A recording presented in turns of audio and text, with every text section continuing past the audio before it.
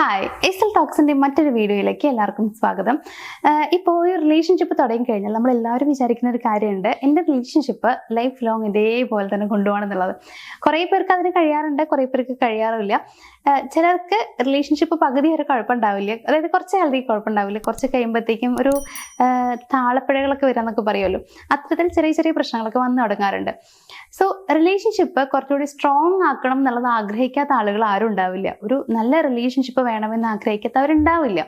ഇപ്പോൾ ഒരു റിലേഷൻഷിപ്പ് ഉള്ള ആളുകൾ ആരാണെന്നുണ്ടെങ്കിലും അവർ ആത്മാർത്ഥമായിട്ട് ആ ഒരു ബന്ധത്തെ ഇഷ്ടപ്പെടുന്നുണ്ടെങ്കിൽ ഓഫ്കോഴ്സ് അവർ വിചാരിക്കാറുണ്ട് സ്ട്രോങ് കണക്ഷൻ രണ്ടുപേർക്കും ഇടയിൽ വേണം എന്നുള്ളത്. സോ നിങ്ങൾക്കിടയിലുള്ള ആ ഒരു ബന്ധം കുറച്ചുകൂടി സ്ട്രോങ് ആക്കാനായിട്ട് സഹായിക്കുന്ന കുറച്ച് കാര്യങ്ങളാണ് ഇന്നത്തെ ഈ ഒരു വീഡിയോയിൽ ഞാൻ പറയാനായിട്ട് പോകുന്നത്. അപ്പോൾ അത് എന്തൊക്കെയാണെന്നുള്ളത് നമുക്ക് നോക്കാം. ഒന്നാമത്തെ ഒരു പോയിന്റ് എന്ന് പറയുന്നത് ഇമോഷണൽ കണക്ഷൻ വളർത്തുക എന്നുള്ളത് തന്നെയാണ്. അതാണ് ഏറ്റവും ഇമ്പോർട്ടൻ്റ് ആയിട്ടുള്ള കാര്യം എന്ന് പറയുന്നത്. ഇതൊരു ഫിസിക്കൽ എന്നുള്ളതിലേക്ക് മാത്രം നിങ്ങൾ കൊണ്ടുവരരുത്, ഇമോഷണലി നിങ്ങൾ തമ്മിലുള്ള അടുപ്പം ഒത്തിരി ഉണ്ടാകണം. അതാണ് ഏറ്റവും ഇമ്പോർട്ടൻ്റ് ആയിട്ട് നമുക്ക് വേണ്ട കാര്യം എന്ന് പറയുന്നത്. അതിന് നമുക്ക് ചെയ്യാൻ പറ്റുന്ന ഏറ്റവും വളരെ ഈസി ആയിട്ടുള്ള ഒരു കാര്യം എന്താ വെച്ച് കഴിഞ്ഞാൽ, ഓഫ്കോഴ്സ് നിങ്ങൾ റിലേഷൻഷിപ്പിലുള്ള ആളുകളാണ്. സോ നിങ്ങൾക്ക് നിങ്ങളുടെ ഫീലിങ്സ് അവരോട് ഓപ്പൺ ആയിട്ട് പറയാനായിട്ട് അവിടെ പറ്റും. പക്ഷേ പലരും ചെയ്യുന്നൊരു കാര്യം അത് തന്നെയാണ്, അതായത് ചെയ്യുന്നൊരു മിസ്റ്റേക്ക് അത് തന്നെയാണ്. എന്താ വെച്ച് കഴിഞ്ഞാൽ നമ്മൾ ഓപ്പൺ ആയിട്ട് നമ്മളുടെ ഫീലിങ്സ് ഒന്നും പറയില്ല എന്നുള്ളതാണ്. കാരണം പറഞ്ഞു കഴിഞ്ഞാൽ ആളെന്തെങ്കിലും വിചാരിക്കുകയോ എന്നുള്ള ഒരു സംഭവം നമ്മുടെ മൈൻഡിൽ വരും. നമുക്ക് തീരെ ഒരു കമ്മിറ്റ്മെന്റ് ഇല്ലാത്തൊരു പേഴ്സൺ ആണെന്നുണ്ടെങ്കിൽ പറഞ്ഞാൽ കുഴപ്പമില്ല, കാരണം ആൾ പോയി കഴിഞ്ഞാൽ നമുക്ക് പ്രശ്നമില്ല, നമ്മളെക്കുറിച്ച് നെഗറ്റീവ് വിചാരിച്ച പ്രശ്നമല്ല, ഇങ്ങനെ ഒരു ചിന്ത ഉണ്ടാവുക. നേരെ മറിച്ച് നമുക്ക് കമ്മിറ്റ്മെന്റ് ഉള്ള ഒത്തിരി നമ്മൾ ഇഷ്ടപ്പെടുന്ന ഒരാളാണെന്നുണ്ടെങ്കിൽ അവർ നമ്മളെ വിട്ട് പോകാൻ പാടില്ല എന്നുള്ളതാണ് നമ്മൾ ആഗ്രഹിക്കുക. അതുകൊണ്ട് തന്നെ നമ്മളെക്കുറിച്ച് നെഗറ്റീവായിട്ട് പോലും ഒന്നും അവർ ചിന്തിക്കരുത് എന്നുള്ള ഒരു ആഗ്രഹം ഉള്ളതുകൊണ്ട് തന്നെ പലപ്പോഴും നമ്മുടെ ഫീലിങ്സ് നമ്മൾ പറയാറില്ല. പക്ഷെ നിങ്ങൾ മനസ്സിലാക്കേണ്ട കാര്യം എന്ന് പറയുന്നത്, നിങ്ങൾ മറ്റു പലരോടും ചിലപ്പോൾ നിങ്ങളുടെ കാര്യങ്ങൾ ഓപ്പണായിട്ട് പറഞ്ഞു കഴിഞ്ഞാൽ ചിലപ്പോൾ അവർ നിങ്ങളെ തെറ്റിദ്ധരിക്കുകയോ അല്ലെങ്കിൽ നിങ്ങളോട് ഇഷ്ടമില്ലാണ്ട് പെരുമാറുകയൊക്കെ ചെയ്യുന്നുണ്ടാവും. പക്ഷെ നമ്മുടെ റിലേഷൻഷിപ്പിൽ അങ്ങനെയല്ല. നിങ്ങൾക്ക് എന്താണോ നിങ്ങൾ ആ തോന്നുന്നൊരു ഫീൽ എന്ന് പറയുന്നത് അത് ഓപ്പണായിട്ട് അവിടെ പറയുക. അത് നിങ്ങൾ ഓപ്പണായിട്ട് അങ്ങോട്ടും ഇങ്ങോട്ടും കമ്മ്യൂണിക്കേറ്റ് ചെയ്യുമ്പോൾ നിങ്ങൾക്കിടയിലുള്ള ബോണ്ട് കുറച്ചുകൂടി കൂടുകയാണ് ചെയ്യുക. അത് ചെയ്ത് നോക്കിയവർക്ക് അറിയാം, അല്ലാത്തവർക്ക് ഞാൻ പറഞ്ഞാലും ചിലപ്പോൾ മനസ്സിലാക്കണമെന്നില്ല. സോ ചെയ്ത് നോക്കാം. നിങ്ങൾക്ക് എന്ത് തോന്നിയാലും, ഇപ്പോൾ ഫോർ എക്സാമ്പിൾ നിങ്ങൾക്ക് അവരെ കുറിച്ച് ഒരു നെഗറ്റീവ് ഫീൽ ചെയ്താൽ പോലും നിങ്ങൾ അത് അപ്പോൾ ഓപ്പൺ ആയിട്ട് പറയുക. അത് ഏറ്റവും നല്ല കാര്യമാണ്. കാരണം അപ്പോൾ നമ്മൾ പറഞ്ഞു തീർത്തു എന്നുണ്ടെങ്കിൽ വലിയ പ്രശ്നം ഉണ്ടാവില്ല. അതല്ലാതെ ഉള്ളിൽ കൊണ്ട് നടന്നു കഴിഞ്ഞാൽ വീണ്ടും വീണ്ടും പ്രശ്നം കൂടുക ചെയ്യാം. സോ ഫീലിങ്സ് ഓപ്പൺ ആയിട്ട് പറയാനായിട്ട് കഴിയണം. അവർക്ക് നിങ്ങളോട് പറയാനുള്ള കാര്യവും നിങ്ങൾ കേട്ടിരിക്കുക എന്നുള്ളതാണ്. ഇടയിൽ കയറി സംസാരിക്കുക, അതല്ലെങ്കിൽ അവരെ കുറ്റപ്പെടുത്തി പറയുക, ഇതൊന്നും വേണ്ട. പറയുന്ന കാര്യങ്ങൾ കേട്ടിരിക്കാനുള്ള മനസ്സ് നിങ്ങൾ കാണിക്കണം. രണ്ടാമത്തെ കാര്യം എന്ന് പറയുന്നത് ക്വാളിറ്റി ടൈം ആണ്. വളരെ ഇമ്പോർട്ടൻ്റ് ആയിട്ടുള്ള കാര്യമാണ് ക്വാളിറ്റി ടൈം എന്ന് പറയുന്നത്.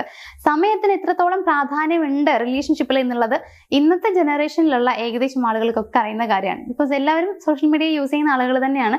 അതുകൊണ്ട് തന്നെ എല്ലാവർക്കും ഏകദേശം മനസ്സിലാക്കാനുള്ള സാധ്യതയുണ്ട്. വേറൊന്നുമല്ല, നമ്മൾ അവരോട് സംസാരിക്കാൻ ഒരു 5 മിനിറ്റ് 10 മിനിറ്റ് ഇരുന്ന് സംസാരിക്കുക എന്നുള്ളതാണ്. ഒരു ദിവസം മുഴുവനും അവരെ വിളിച്ചുകൊണ്ടിരിക്കണം, സംസാരിച്ചുകൊണ്ടിരിക്കണം എന്നൊന്നും ഒരാളും പറയില്ല നമ്മളെടുത്ത്. അതല്ല നമുക്ക് വേണ്ടത്. ഇപ്പോൾ ഒരു ദിവസം മുഴുവൻ നമ്മൾ അവരുടെ കൂടെ ഇരുന്നു, ചുമ്മാതെ മിണ്ടാതെ ഒരു ദിവസം ഫുള്ള് ഇരുന്നുകൊണ്ട് കാര്യമില്ലല്ലോ. നമുക്ക് വേണ്ടത് 5 മിനിറ്റെങ്കിൽ 5 മിനിറ്റ് നല്ല രീതിയിൽ സംസാരിക്കുക എന്നുള്ളതാണ്. പരസ്പരം പറയാനുള്ള കാര്യങ്ങളൊക്കെ ഷെയർ ചെയ്യുക, നല്ല മൊമെന്റ്സ് നിങ്ങൾ ക്രിയേറ്റ് ചെയ്യാനായിട്ട് ശ്രമിക്കുക. സോ ക്വാളിറ്റി ടൈമിന് വളരെയധികം പ്രാധാന്യമുണ്ട്. നിങ്ങൾ എന്തൊക്കെ വാങ്ങിക്കൊടുത്തു കഴിഞ്ഞാലും ആളുടെ കൂടെ ഇരുന്ന് സംസാരിക്കുന്നില്ല എന്നുണ്ടെങ്കിൽ നിങ്ങൾക്ക് അവരെ ഇഷ്ടമല്ല എന്ന് തന്നെയാണ് അവർ ചിന്തിക്കുക. സോ ബാക്കിയുള്ളതിനേക്കാൾ കൂടുതൽ ഇമ്പോർട്ടൻസ് സമയത്തിനാണ് എന്നുള്ളത് മനസ്സിലാക്കുക. ഇനി മൂന്നാമത്തെ കാര്യം എന്ന് പറയുന്നത് ഫിസിക്കൽ അഫെക്ഷൻ ആണ്.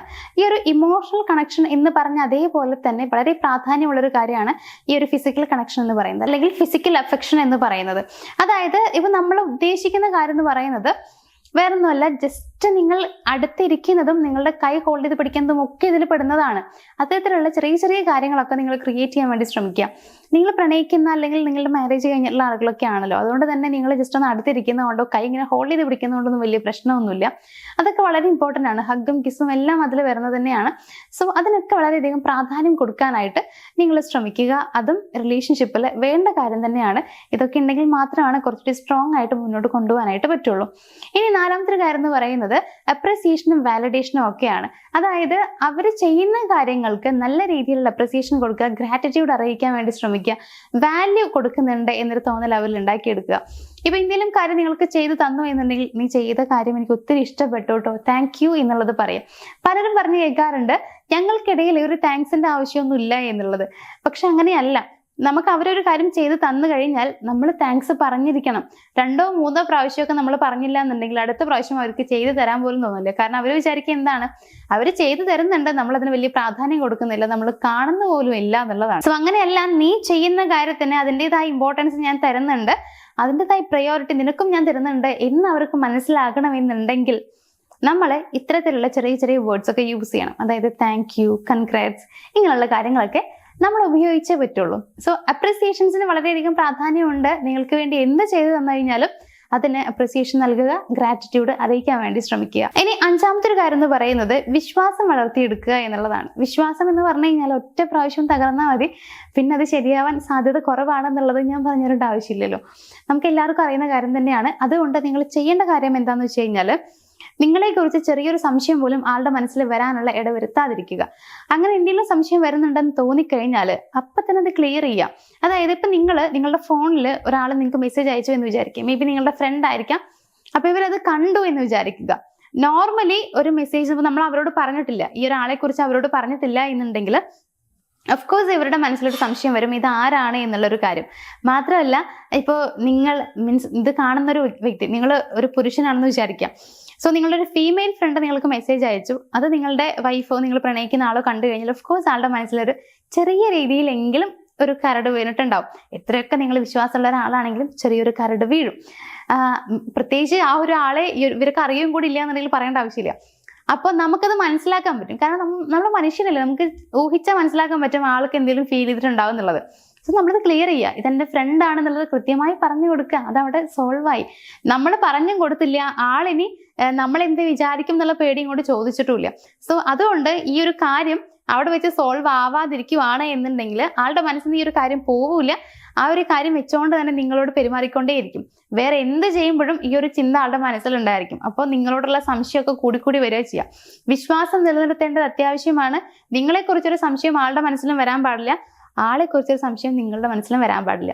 സോ അതിന് വേണ്ടിയിട്ട് എല്ലാ കാര്യങ്ങളും അപ്പം തന്നെ സോൾവ് ചെയ്ത് പോകാൻ വേണ്ടി ശ്രമിക്കുക. ഇനി ലാസ്റ്റത്തെ പോയിന്റ് എന്ന് പറയുന്നത്, ഫൈറ്റുകളൊക്കെ ഉണ്ടാവുന്നത് സ്വാഭാവികമാണ്. എല്ലാ റിലേഷൻഷിപ്പിലും വഴക്കുകളൊക്കെ ഉണ്ടാവും. പക്ഷേ അത് സോൾവ് ചെയ്യുന്നതിലാണ് നമ്മളുടെ കഴിവിരിക്കുന്നത്. ഈ ഒരു സൈലന്റ് ട്രീറ്റ്മെന്റ് എന്ന് പറയുന്നത് കുറെ പേര് ചെയ്ത് നടക്കാറുണ്ട്. ഇങ്ങനെ തെറ്റിക്കഴിഞ്ഞാൽ പിന്നീട് മിണ്ടാതെ മുഖം വെറുപ്പിച്ചിരിക്കുക എന്നുള്ളത് ഏറ്റവും ബോറായിട്ടുള്ള കാര്യമാണത്. കുറെ പേര് ചെയ്യാറുണ്ട്, എസ്പെഷ്യലി ലേഡീസ് ഒക്കെ കുറെ പേര് ചെയ്യാറുണ്ട്. പക്ഷെ നിങ്ങൾ അങ്ങനെ ചെയ്യേണ്ട ആവശ്യമില്ല. ആ ഒരു ഫൈറ്റ് ഉണ്ടായിരുന്ന സമയത്തുള്ളതിനേക്കാൾ ദേഷ്യമായിരിക്കും അവർക്ക് നിങ്ങൾ മുഖം വെറുപ്പിച്ച് മിണ്ടാതിരിക്കുന്ന സമയത്ത് ഉണ്ടാവുക. അതുകൊണ്ട് നമ്മൾ ചെയ്യേണ്ടത്, പ്രശ്നം ഉണ്ടെങ്കിൽ അത് അപ്പം നിങ്ങൾക്ക് സോൾവ് ചെയ്യാൻ ചിലപ്പോൾ കഴിയുണ്ടാവില്ല. കാരണം നമ്മൾ വഴക്കുണ്ടാക്കുന്ന സമയത്ത് എന്താ പറയുക, എന്താ ചെയ്യാന്നുള്ളത് നമുക്ക് അറിയില്ല. അപ്പൊ നമ്മൾ അവരുടെ അടുത്ത് ഇതാണ് കാര്യം എന്ന് പറയാൻ പോയി കഴിഞ്ഞാൽ ചിലപ്പോൾ അത് ഓക്കെ ആവണമെന്നില്ല. അതുകൊണ്ട് ആ ഒരു സമയത്ത് സോൾവ് ചെയ്യാൻ പറ്റിയില്ലെങ്കിലും ചെറിയ രീതിയിൽ ഒന്ന് നിങ്ങൾ രണ്ടുപേരും ഓക്കെ ആയി കഴിയുമ്പോൾ, പ്രശ്നം ഒന്ന് സോൾവ് ആയി കഴിയുമ്പോൾ നിങ്ങളത് പറഞ്ഞ് ഒത്തുതീർപ്പാക്കാൻ ശ്രമിക്കുക. പ്രശ്നം ഇങ്ങനെ കൊണ്ട് നടക്കാതിരിക്കുക ലൈഫ് ലോങ്. അത് നല്ലതല്ല. കാരണം ഓരോ ദിവസം കഴിയും തോറും ആ ഒരു കാര്യം മനസ്സിലേക്ക് വരികയും ചെയ്യും, നിങ്ങളോടുള്ള വെറുപ്പ് കൂടുകയും ചെയ്യും. അപ്പൊ അതുകൊണ്ട് പ്രശ്നങ്ങൾ അപ്പം തന്നെ സോൾവ് ആക്കുക. അതേപോലെ തന്നെയാണ് ഈ ഒരു സൈലന്റ് ട്രീറ്റ്മെന്റ് ആവശ്യമില്ല. ഇത്രയും കാര്യങ്ങൾ നിങ്ങൾ ശ്രദ്ധിച്ചാൽ മതി. റിലേഷൻഷിപ്പ് നല്ല അടിപൊളിയായിട്ട് നിങ്ങൾക്ക് മുന്നോട്ട് കൊണ്ടുപോകാൻ പറ്റും, സ്ട്രോങ് ആയിട്ട് കൊണ്ടുപോകാൻ പറ്റും. ഇപ്പം ഉള്ളതിനേക്കാൾ ഇരട്ടിയായിട്ട് നിങ്ങൾക്ക് സ്ട്രോങ് ആക്കാൻ പറ്റും എന്നുള്ളതാണ്. സോ അതിനാഗ്രഹിക്കുന്ന ആളുകളാണെങ്കിൽ ഞാൻ ഈ പറഞ്ഞ കാര്യങ്ങൾ ഫോളോ ചെയ്യാം. അതിൻ്റെ കൂട്ടത്തിൽ നിങ്ങളുടെ റിലേഷൻഷിപ്പിൽ എന്തെങ്കിലുമൊക്കെ പ്രശ്നങ്ങൾ നിങ്ങൾ ഫേസ് ചെയ്യുന്നുണ്ടെങ്കിൽ, ചിലപ്പോൾ കുറേ പേർക്ക് ഉണ്ടാവും കുറേ പ്രശ്നങ്ങൾ. അത് ഓരോ രീതിയിലായിരിക്കും. പ്രശ്നങ്ങളില്ലാത്ത ആളുകളൊന്നുമില്ല. റിലേഷൻഷിപ്പിലെ പ്രശ്നങ്ങൾ പക്ഷെ നമ്മൾ വേഗം തന്നെ സോൾവ് ചെയ്യേണ്ടത് അത്യാവശ്യമാണ്. കാരണം ഇപ്പൊ നമ്മുടെ ഫാമിലി, ഫ്രണ്ട്സ് എന്നൊക്കെ പറയുമ്പോൾ അവർ നമ്മളെ വിട്ട് പോകുന്ന ആളുകളൊന്നും ആയിരിക്കില്ല.